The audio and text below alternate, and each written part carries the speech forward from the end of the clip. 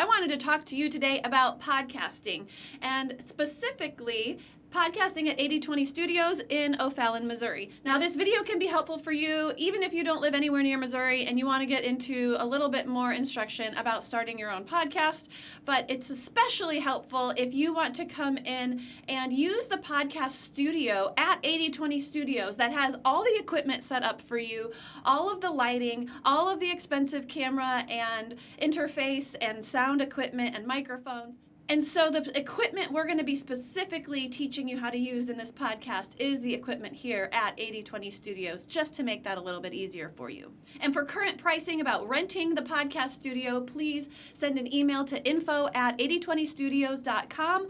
And that's the number 80 and the word 20, or you can go and check out the website at 8020studios.com. So I'm assuming that you want to start a podcast because you want to get your message out. You want to get your content out there and communicate it in this genre of podcasting or video podcasting. And in my mind, I think about podcasting in 5 different steps, really important steps to consider. First, you have to develop your content. Second, you have to record the content. Third, you have to edit and do post-production on your content.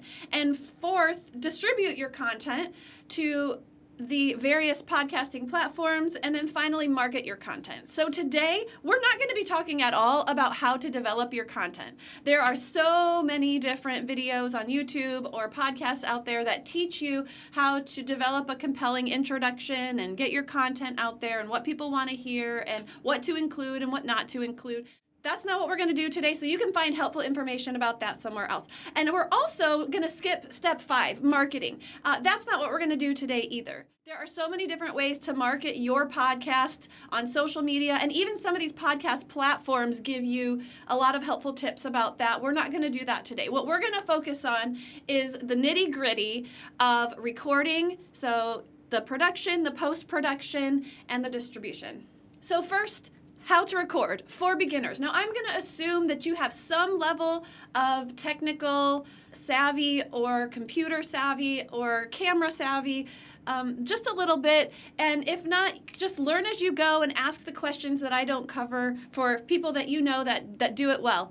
But the very first thing you should decide about your podcast is, do I want it to be an audio podcast only, where people just listen to it but they can't see anything? Or do I want it to be a video podcast like the one you're watching now, where you can see me and you can include various photos or B-roll of videos or extra elements that will visually enhance your podcast?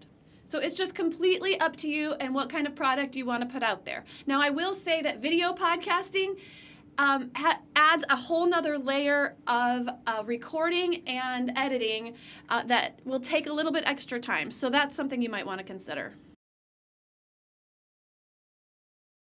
So let's talk about equipment. Here at the 8020 Studio podcast room, we have audio equipment. We have 2 microphones. One of them is a condenser microphone, the one that I'm using now. The other one is a dynamic microphone, and I will put all the specs of these microphones in the comments of this video if you want to check that out. If you're doing any music vocals, you'll want to use the condenser microphone. Speaking can be from either one. They'll just have a slightly different sound. It's completely up to you. The reason we have 2 microphones too is so that you can do an interview podcast if you would like here in the space. And we also have an interface for the 2 microphone inputs that will communicate with the Mac Mini that you can use, and if you want to record here and edit here, you can, or you can record here and then edit somewhere else so that you can save that time and money if you have your own software somewhere else. Now, so let's talk a little bit about the basics. When you walk into the podcast studio and there's a computer sitting there, how do you log on? You'll want to use the user that's called Podcast Room, and the password is 8020, 80, capital TWENTY.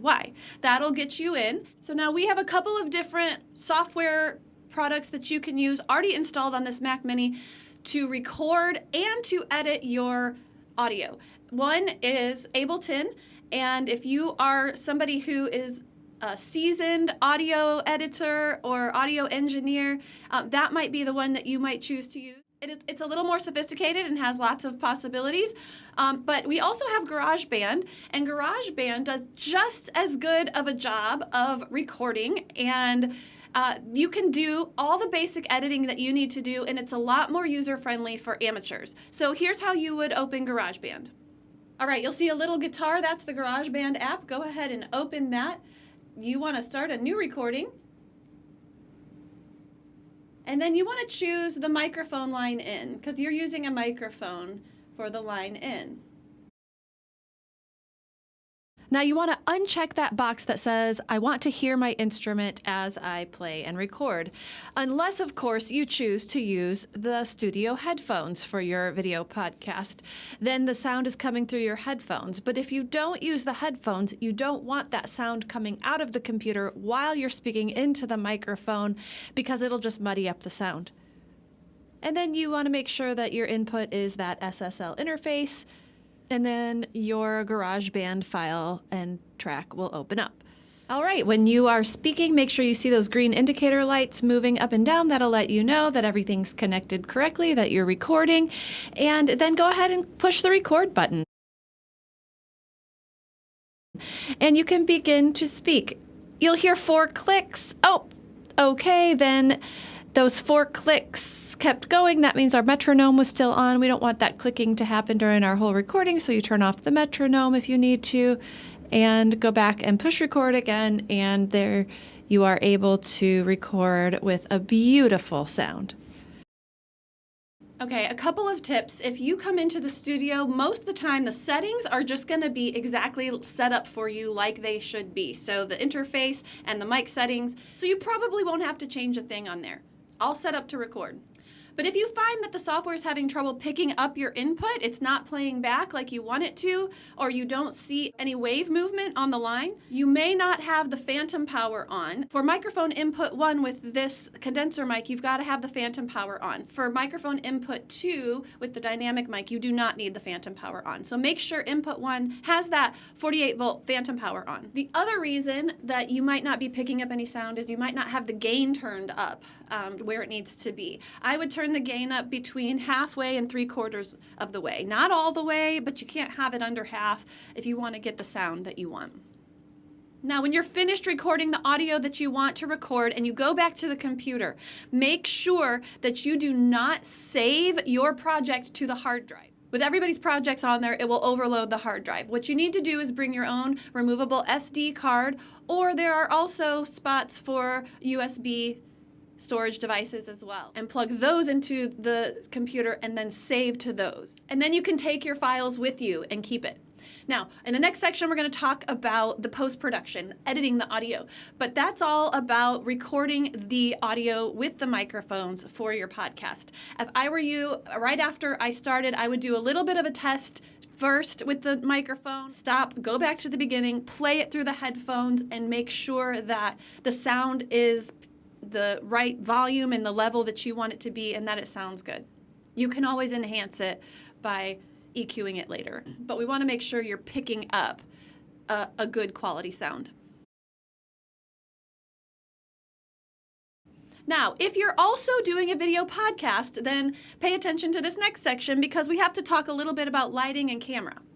In our podcast studio, we have 3 important lights, and they are the key light, the one that shines at your faces. We also have the background lights because we think it adds dimension and is nice, and you can actually change the color of all of these background lights. And then we also have what's called a hair light, which is a light that kind of shines from behind, also adds depth and dimension.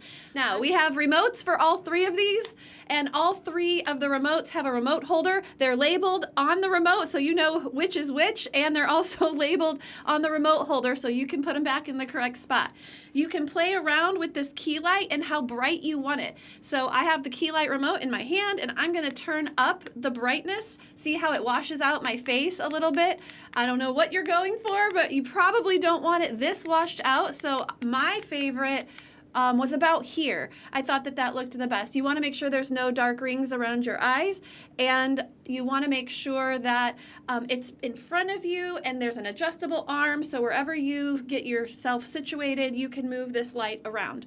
You also are able to change the color of the background lights, which is really cool. So there's a lot of different color choices on this remote for these background lights. So I'm going to turn around and I'm going to show you some different options that you have.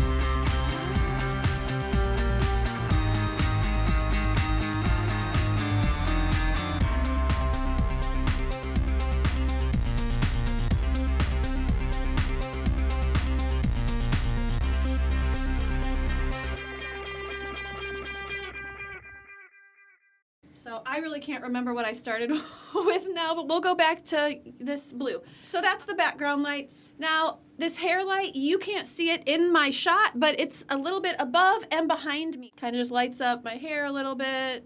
If you want to, let's see again, off, on.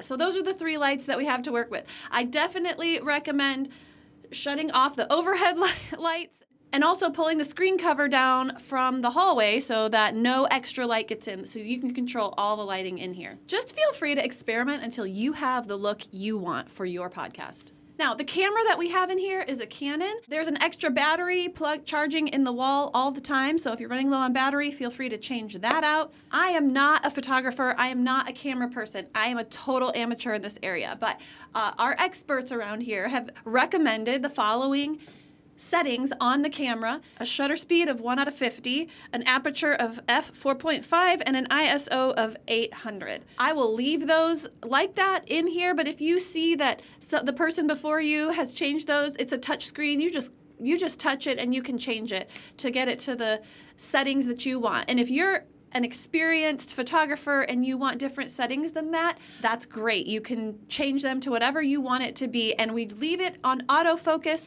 so that you don't have to worry about manual focus. I will say it will be kind to return the camera to these settings when you're done and put it back on autofocus if you do know what you're doing with the camera and you do choose to use different settings. Again, you need to bring your own SD card so that you can put it into the camera and then save your files, your video files, right there on your SD card, on your own removable storage. This video records for 30 minutes, and that doesn't mean you can't make a longer podcast than that. It just means it'll automatically shut off right after 30 minutes, and then you can go shut it on and keep going if you want to make a longer video. The stool height is also adjustable, so I like to put the background right in the center, the top and the bottom of the large squares. So if you're taller, you can move it down. If you're shorter, you can move it up.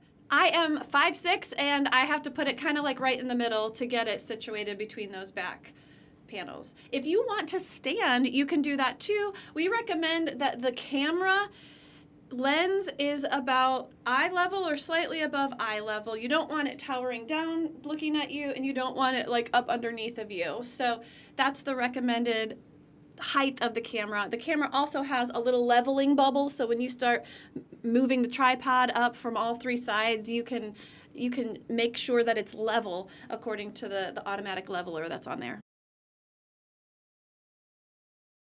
Now for the post-production part. Let's say that you've captured the video file, if you're doing a video podcast, and you've captured the audio files that you want, and now you need to get them on the computer and start editing, start doing some post-production to finalize and smooth everything out and sync it together the way that you want.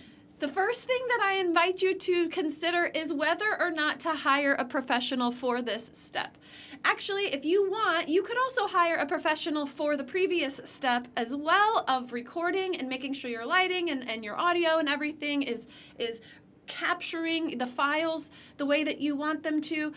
But particularly in the editing step, there is a little bit of a learning curve. Not much. Anyone can do it. I'm self-taught, and it's something that can be done with a little bit of work. I'm going to try and make it as easy as possible. A couple of questions I would ask myself, though, is do I have my own editing software, video editing and audio editing software on my own devices?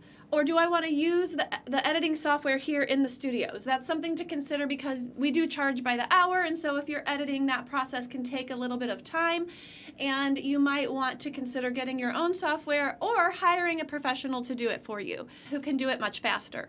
We have professionals available here at the studios. I am one of them. We also have a photography professional who can also do video editing and audio editing. So again, if you want to try to edit this podcast yourself, play around. It's fun. I think it's fun to edit. We have on this computer here in the studios QuickTime, which is, maybe you've got experience with QuickTime, maybe the easiest, most user-friendly audio editing software. We also have GarageBand. It's kind of in the middle, and it still makes a great quality product. It just doesn't have all of the sophistication and capabilities of Ableton. So all three of those are here on the Mac in the studio for you to use. As far as video editing software, we've got iMovie, and if you want something different, we encourage you to use your own. And so just a few tips about editing your audio, and if you choose to do a video podcast, your video files. Tip number 1, create a trailer for your podcast. If it is just an audio podcast that you're doing, create some sort of audio trailer. Sometimes it's a few seconds of music. It might be an introduction that you have every time, but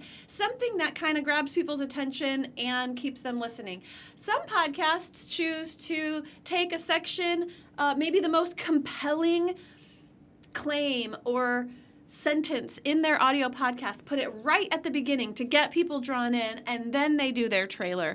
Whatever you'd like to do, having some sort of introduction, pleasant sounding introduction, is a great idea. And there's a lot of apps that you can get with background music. There are so many websites out there that offer royalty-free music for background music for podcasts or trailers for podcasts.